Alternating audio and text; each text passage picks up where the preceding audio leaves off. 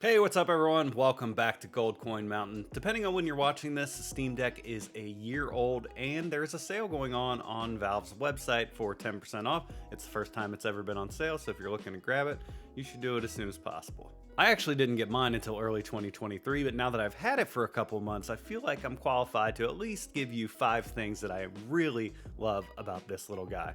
And I say little guy, but that's not true because this guy is actually a tank. But anyway, let's get into it. I can't find anything more up to date, but as of October 2022, this thing has sold over 1 million units. I'm sure that's much higher now as there were chip and production shortages in its first year, but as you can tell, it's selling really well. And the best thing about that is, if you ever have an issue, question on how to do something, or just need a tutorial, there is no shortage of YouTube videos, Reddit posts, blogs, anything you need to help you out. I can't tell you how many times I've Googled something and have been able to find the exact thing that I was looking for. In fact, I don't think I've searched and came up empty yet, and that's a great thing, especially for people who are new to PC gaming and need some guidance breaking into the ecosystem. Thank you to the random people on the internet that have always answered my noob questions. Since this is a fully functional computer as well, there's so many more customization options than on a console. You want to set some custom icons or artwork for one of your games? You can do that. You want to have a custom boot logo when you open a game or turn on your deck? Yeah, you're allowed. Since it has a fully fledged desktop mode, you can put your files or folders or apps anywhere you want to make it more personalized to you. And it's not just internally. Externally, there's plenty of cases, thumb grips, skins, and docks to be able to play on a TV. And even some pretty awesome and easy shelf swaps to get to really make it your own. If you're someone who really likes to tinker and likes having things a certain way, you can get lost spending hours on it, which, could potentially be an issue because all of a sudden you realize you spent more of your time pimping your deck than you have actually playing games on it. But for some people, including me, that's part of the appeal. As I mentioned briefly in the last section, you can dock your deck and play it on the TV. I have the official dock from Valve, but there's no shortage of third-party docks on Amazon, which function exactly the same way. And sometimes they even have more features baked in. Using it as a fully functional Linux computer while docked is great in my opinion. I use a Bluetooth mouse and Bluetooth keyboard hooked to it, and it's just like using my Mac, but a hell of a lot less expensive. And all of that is without even mentioning yet that you can play all of your games on a bigger screen and at a higher resolution than in handheld. Just connect a Bluetooth controller and you're good to go. Obviously, the main appeal of this is to play in handheld mode, but I'm so glad playing on a TV with your favorite controller is an option. Bravo, Valve. Bravo.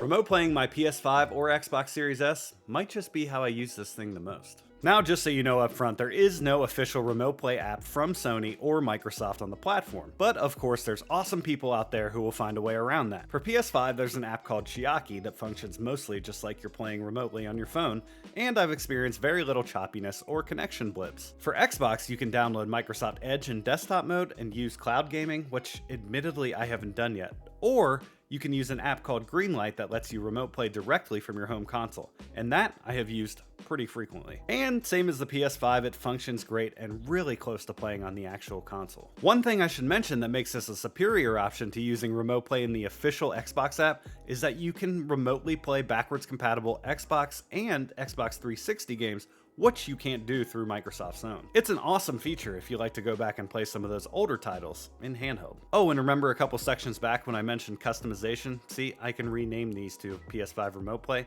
and Xbox Remote Play. Pretty cool, huh? I love using both of these to get some gaming in while laying in bed or just sitting on the couch while having sports on the TV in the background. It's amazing, and I highly recommend.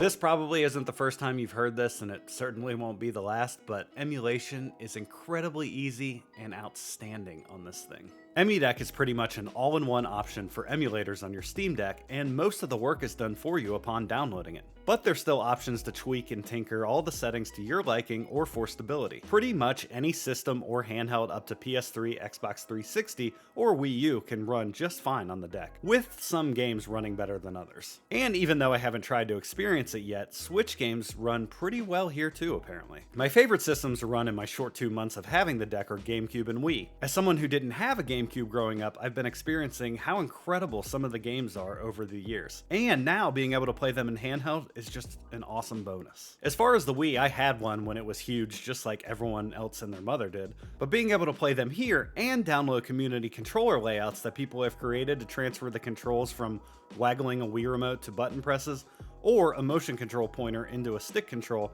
is a complete game changer for some of these games. Admittedly, some games work better than others with this, but just as an example, playing Super Mario Bros. Wii without having to shake a controller and play it in handheld turns the game into one of the best 2D Mario games for me. Amazing the effects something so small can have. Alright, so there you go. There's 5 things I love about the Steam Deck after getting to use it for a couple months. I would love to know what you guys think some of the best features are. Let me know down in the comments. Also, if you haven't already, please like, share, subscribe, all that fun stuff. But that's all I have for now. Thank you guys so much for watching, and I'll see you next time.